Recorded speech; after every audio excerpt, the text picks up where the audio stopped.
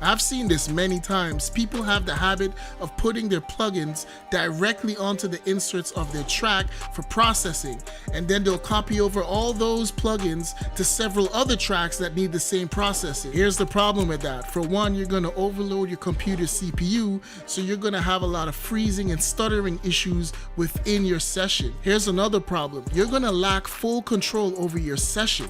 Things might start to seem unbalanced, and things that might have been very easy to accomplish, you made it that much more difficult. I'm using Studio One, but this should work for whatever DAW you're using. You're going to want to select all the tracks that you're trying to process and route them to an auxiliary track. In my case, it's a bus track. So now I can process all my vocals here. So as you can see, this is bus 1, and all of these are now routed to bus 1, and bus 1 is routed to the master. Just as these that we have not yet bussed, they're all routed to the master. This allows us to process all those channels that we were just processing individually all at once. So now I can delete all these plugins from these channels and have full control over them with this bus right here.